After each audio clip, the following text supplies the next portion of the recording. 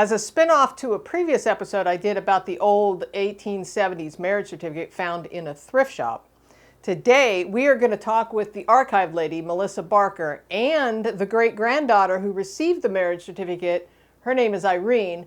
Well, the archive lady is going to show Irene how to preserve that old document properly.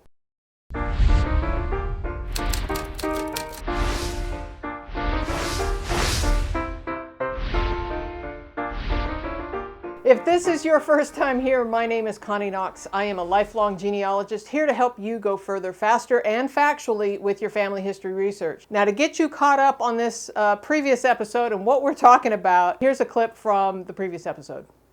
It started all one evening a few weeks ago while I was sitting in front of the television watching the local news. First up tonight, a romance spanning nearly 150 years, and now the hunt is on for the stars of this love story. It starts in Brunswick County, where the Hope Chest thrift store's Pam Phelps was cleaning an antique print. She found an almost 150-year-old marriage certificate hidden in the frame.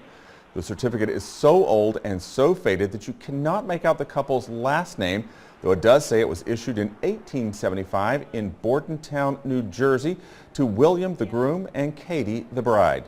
The painting, which dates back to 1889, was donated last week, and now the store is trying to find any living family members and needs your help. We're going to try. In fact, we're trying now. So we've got it on Facebook, so we've got the word out. So if anybody has any idea or can help us at all, that would be great.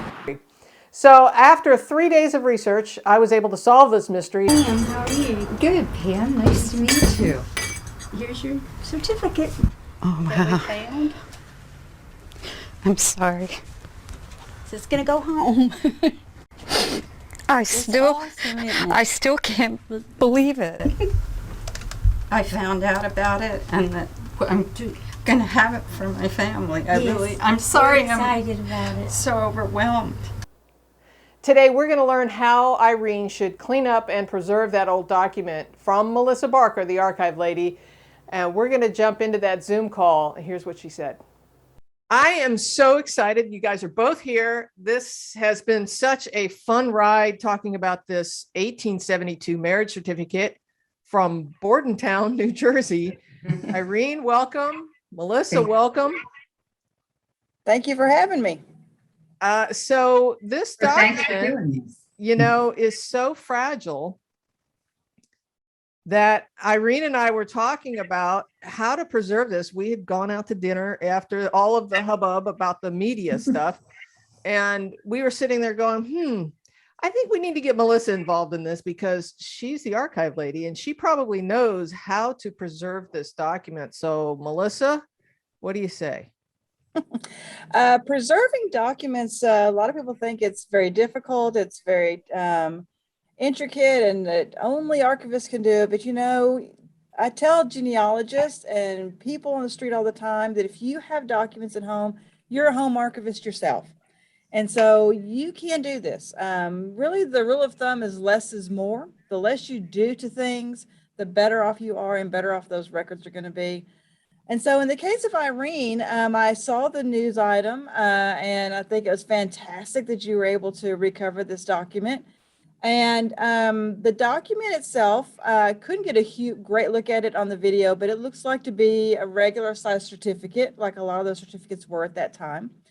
And the only question I had for you was, the paper, is it just like regular paper thickness, or was it like cardstock, or what type of paper? It's a heavier stock paper, but as you probably saw, there's a little piece had broken off. I have that piece. Okay. But it actually, in transporting it, it was in a frame, wrapped in a beach towel, in my carry-on. But even with that, another tiny little piece of that section broke apart. So the paper is extremely fragile at this point. Yes, it is. And so this is why, first of all, it's a good thing. Honestly, it was a good thing it was behind something in a frame, because that means it was not exposed to sunlight, at least not while it was in the frame. Yeah, and that particular type of paper gets extremely brittle as it gets older. And so one of the things you could do if you wanted to is you could reach out to a paper conservator and they could help you to put the pieces back together on the document. I'm going to talk to you about just preserving the document as is. I am a purist type archivist. While I believe in conserving and fixing documents, for the most part, I like to keep them the way they are and preserve them just as they are. I see that there's lots of dark spots on the document. One of the things that you can do, if you feel comfortable doing it, if not, a conservator can do this. You can get what are called sponges. These are archival dirt erase sponges. You could purchase them from any online archival store. Amazon has them. They're inexpensive, but they come kind of like this in a brick form. In the archives world, we cut them down to hand size where we can hold on to them easily. And then what you're going to do is you're going to clean the document ever so gently because of how it's breaking off on the edges. And what you'll do is you'll lay the document down, put your hand in the middle of the document to steady the document. And then you'll take this sponge and you will not scrub, you will not rub, you will gently slide this over the document to pick up any dirt that you can off of the document, steering clear of the edges where it is most brittle and coming up off on pieces, because we want to try to get as much dirt off of the document as we can. Once you've done that, then you're going to take the document and you're going to put it into an archival sleeve. Now, at any of the online archival stores, you can purchase these clear polypropylene sleeves or polyester sleeves. You want to get the ones that are acid free, that are lignin free, and it also will say it's past the PAT, P.A.P or T. And it's the photographic activity test. It's a particular test that is done on these materials to show that they are actually archival. They come Melissa, in. Yes. quick question, because this document is not 8.5 by 11. This is, I'm going to guess, 14 inches by something. I'm not sure. Yes. Yeah, It's a little. yeah, it's probably like 10 by 12, I think. Yeah, because when it was in a manila folder, it was sticking out of the edges. On all sides, right. Yes, I've got you covered. I was going to show you that these sleeves come in sizes that are this small all the way, and they even get much, much bigger, but they can get one that's this big. Oh, fantastic. Okay. And then this one is legal size. Where do we get this stuff? Gaylord Archival has them. Light Impressions has them. Hollinger Metal Edge has them. I mean, any of your archival stores will have them. And they have all different sizes. And just out of curiosity, is it possible to buy just one or two? Yeah, you'll have to buy a package. They usually come in packages of 10, sometimes 25, but usually 10. And so that's what you're going to do next, is you're going to put your document in one of these sleeves. Now, these are called L sleeves. They open just like this. Okay. Now, this is where these come in handy when you have a document like what you have that have the pieces that have come off.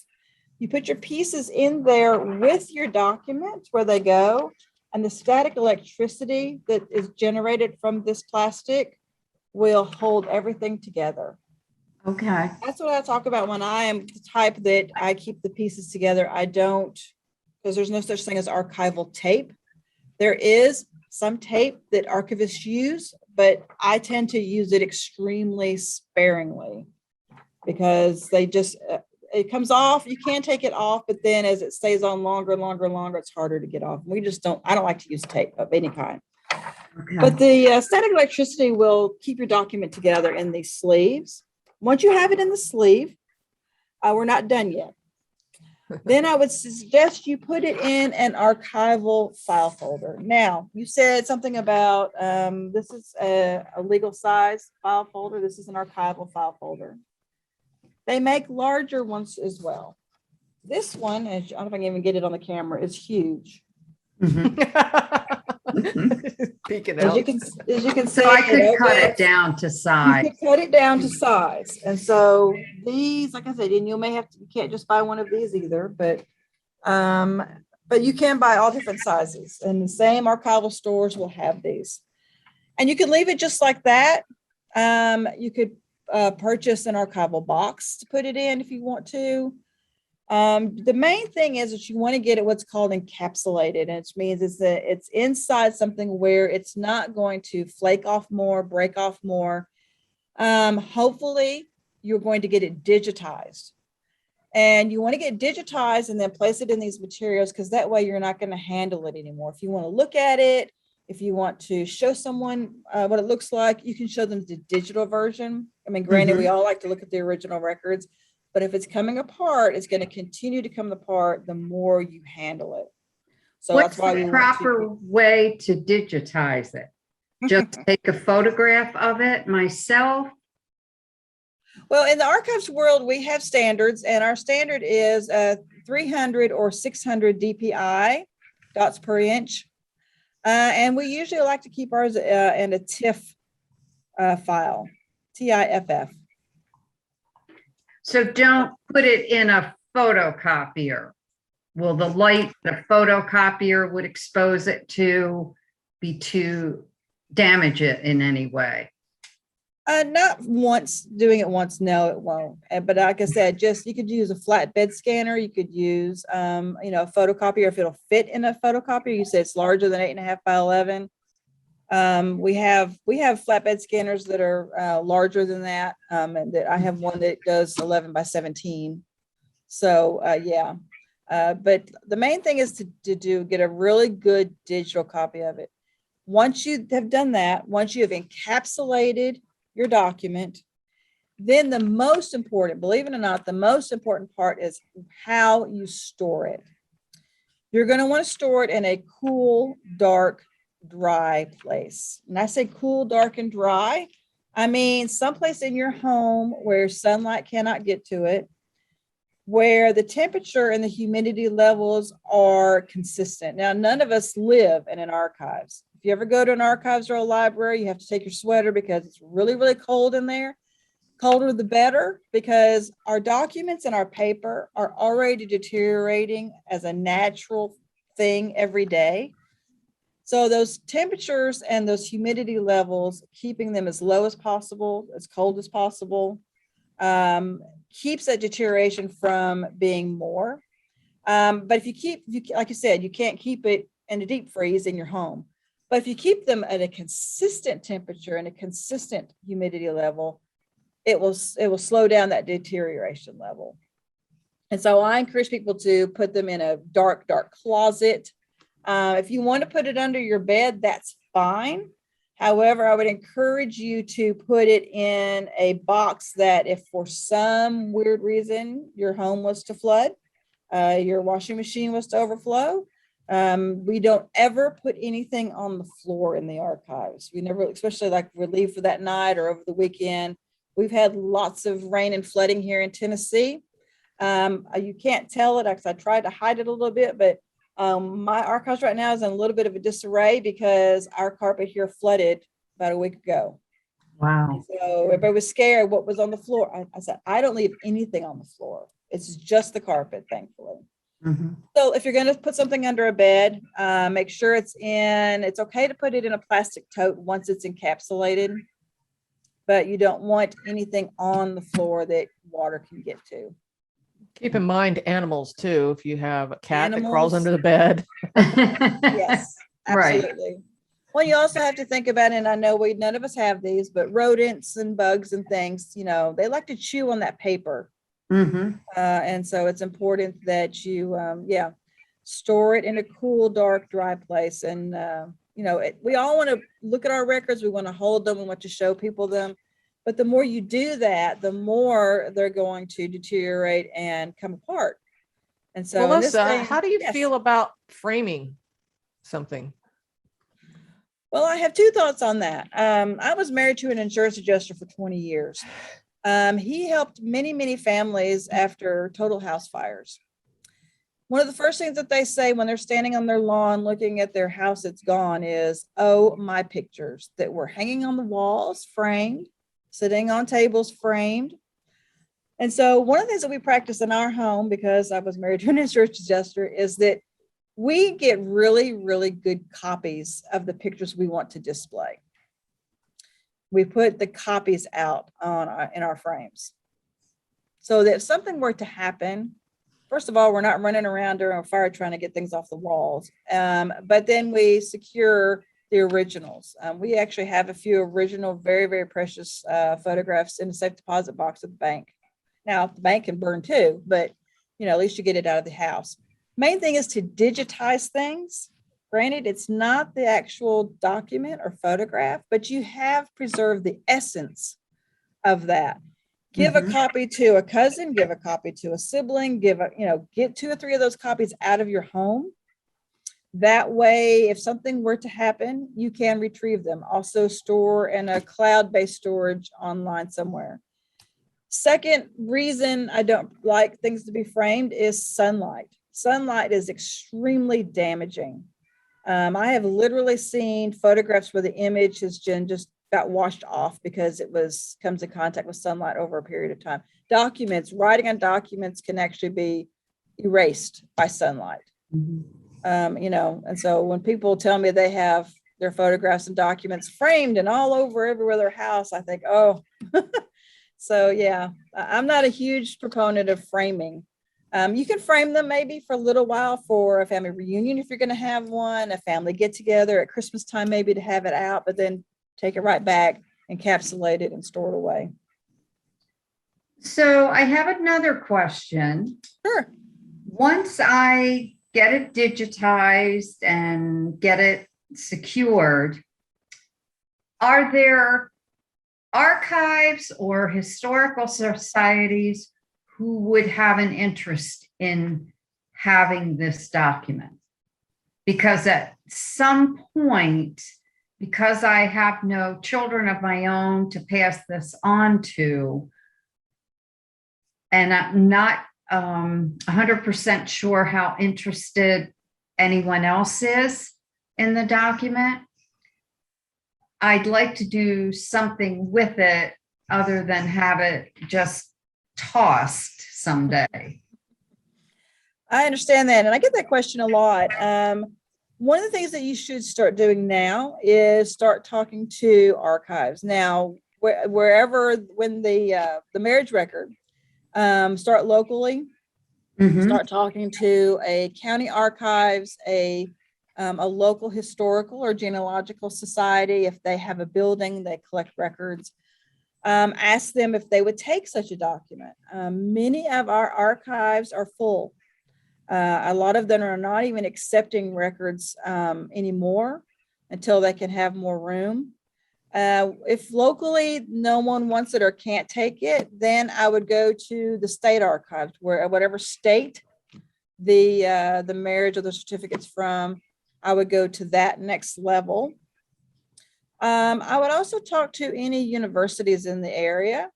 They have libraries and archives on their campuses, and sometimes they'll take things like this from the community. But yeah, just start reaching out to all of these places. Are there museums in the area? A lot of times they will take items like this to use for their exhibits and displays. Okay. The museum may not be something that as a genealogist or a family historian we think about, because we think, they're not into that, but they may want it for that. But it's a good idea to find a repository that it can go to where it can live in perpetuity, because like you said, you don't want it to get thrown away. Okay. All right. I'll start to look into that then. Great tips. Just loop back real quick to that sponge you talked about. Yeah. I missed, do you just use it dry, or you do use it dry? Okay. Yes, this is a very interesting sponge. I got the story about this sponge from a disaster remediation company. I was looking to purchase some of these sponges at a little cheaper price. I'm kind of that way. I like to find things for a bargain. And so kind of thinking about my husband being an insurance adjuster, I reached out to a local disaster remediation company, and I was talking to him about these sponges. He told me a story. He said, those sponges are interesting. He says there's only one company that makes them, that makes the actual sponge that has the recipe. And he says, and they guard that recipe like the Coca-Cola recipe. So I thought that's pretty interesting. But yes, you use them dry. You don't wet them at all. Like I said, cut it down so that you can use it in your hand. You're going to be surprised. And even if you use this on any other documents, you can look at the document and you think there's no dirt on it. But if you use the sponge on it, you will get dirt off of it. Okay. Because it picks up dirt, soot, dust, everything. And then once you'll notice it'll turn black, or it'll get all that dirt on there. You can actually cut that off and continue to use this. That's what we do in the archives. We use it down to nothing. Okay. But like I said, no, you don't put any chemicals on it. You don't wet it. You just use it as it is. Okay. All right. I'm not sure I'll attempt it, but I might. Well, one thing's for sure, and I tell people all this all the time, if you don't feel comfortable doing it, that's completely understandable. Because I was trained when I went to become an archivist. We were trained how to use these. And if the document is more delicate than you would like to try this on, then completely understandable. Maybe reach out to the state archives where you live. All U.S. state archives have a conservator on staff. Now, a lot of them may not help local residents, but they can probably give you a contact name and a number of a paper conservator that could help you if you want to look about putting those pieces back on. They have ways of doing that. And actually getting it cleaned. And a lot of times, looking at the college level, a lot of times they'll have interns or those that are learning this skill. And a lot of times they like to take on projects like that. This is fantastic. Any other tips? The big tip of I could give anybody and everybody is to not be scared of something like this. If you have documents that are torn, that are dirty, that are just old and they have got wear on them, don't be afraid of it. It's really quite simple. If you can get it encapsulated into these sleeves, into the archival folders, the main thing is try to use archival materials. Mm-hmm. They're more expensive than regular materials, but it's well worth it, I think, because if you can get your documents in these, they'll last. It's lasted this long. And so I think the stewards of these records, we should help them to last a little bit longer. Irene, here's an idea. You could, if you want to frame a photocopy of it. We've taken so many photos. After hearing this, that's definitely, I hadn't really thought about that, but certainly once I haven't wanted to try to digitize it yet because I wanted to keep it stable, but now I'll try to get a really good digital print of it and then get some copies made, and then I'll get a copy hanging up. There you go. I have the picture it was in hanging up. You can see it. Oh, in the background. Yeah. So I'd like to hang the two together. With the copiers that we have today, they make just identical copies of these documents anymore. And so if you come to my house and see my pictures that are on the walls, you think they were all originals, but they're all copies. Mm-hmm. And again, through the college where I work, the print shop there, I believe they have a flatbed scanner, but I'll be checking with my friend there when we get off the phone. I didn't want to get there. Now, can I do that with it in the archival sleeve? Or actually, you probably can, because those flatbed scanners, they don't pick up the glare. Okay. Yeah, absolutely. You can try that. No problem. Okay, good. You can certainly try it. And if it looks too milky or something, then, take it out of the sleeve long enough to get it digitized. Right. I digitize everything at 600 DPI or higher. And if I'm going to print it and put it on the wall, I might even go 1200 just to get all the details in the image. Thank you so much. I really appreciate you both being on, unless there's any other questions. No, this was great. Thank you for putting this together, Connie. And thank you, Melissa. This is excellent. All right. You're very welcome, Irene. And I'm so happy for you. I'm glad that you found that. I teach people all the time to look behind those photographs that are on the wall.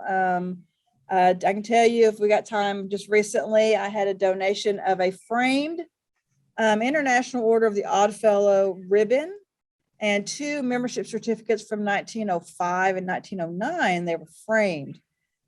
Framing was not archival, so I took it apart, and it was attached to this, what I thought was a backer board that had a piece of fabric over it. And so after I took it apart, I thought, I wonder what's under that fabric. And so I took apart the fabric, and behind that fabric, it was a photograph. It was attached to some cardstock, big cardstock from 1920s, I believe, but it was a photograph of a building in New York City. And so now I am trying to find an archives in Syracuse, New York to send it to, because we found it. How it got to Tennessee, I don't know. How it got underneath all that. So always look behind your photographs and see. My grandmother was notorious for putting photograph after photograph after photograph behind those framed photographs. So always look in those frames. Well, if you think about it, it was probably the only way to archive something back in the day, Yeah, absolutely. Exactly. So I'm so happy for you, Irene. I'm glad that you were able to get your certificate. Oh, me too. Me too. I'm still just in awe over all of it. And the story continues. Well, that was awesome stuff. Thanks to Melissa Barker and Irene for allowing me to share that information with you. Links to the products that Melissa was discussing in this episode, they're going to be in the description box below the YouTube channel. As a reminder, Genealogy TV has a website, a newsletter, and a Facebook page. Links for all of that are also in the description box below. If you want to help support Genealogy TV, you can do so by joining channel membership by hitting the join button. Or you can join us over at Patreon. That is patreon.com/genealogytv, or donate at genealogytv.org. All right, thanks so much, you guys. It has been a blast doing this marriage certificate episode. There are more videos on the screen for you now to learn a little bit more about your genealogy research.